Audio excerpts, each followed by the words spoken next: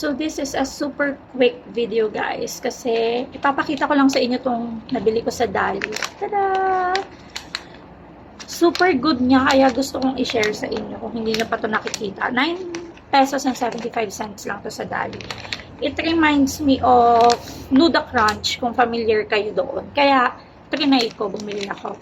Tapos nagustuhan ko kaya pinakyaw ko na. Bumili ako mga 5. Naubos ko na, ito na lang natira. So, i-share ko na sa inyo guys, para kung hindi nyo pa na-try. Pero actually, hindi siya lasang Nuda Crunch. Biscuit siya, biscuit.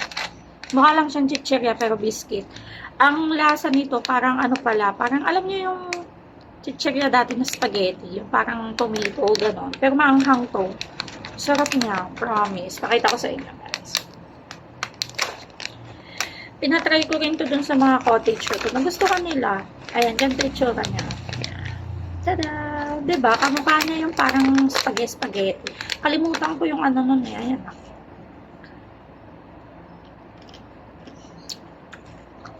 Happy talaga. Try na ito. Hindi ko lang alam kung lahat ng Dali may ganito. Pero dito sa amin mayroon. Ang sarap niya, promise. Habang nanonood ka ng paborito mong movie o kaya series, ang sarap. Promise. Eh, pa ako nakita pala. Kasi mahilig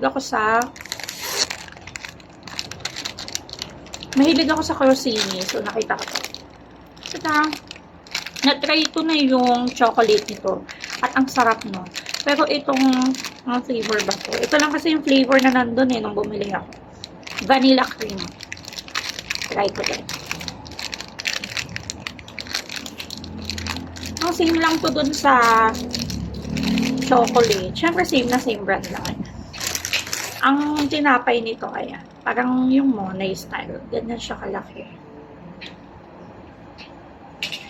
Wala pa tong 20 pesos, guys. Kaya okay din. Hindi ko sure kasi hindi ko na matandaan. Ayan siya. Test!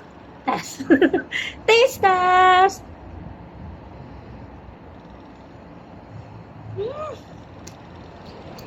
Ang sarap. Mas masarap to kaysa dun sa chocolate. Ito ha.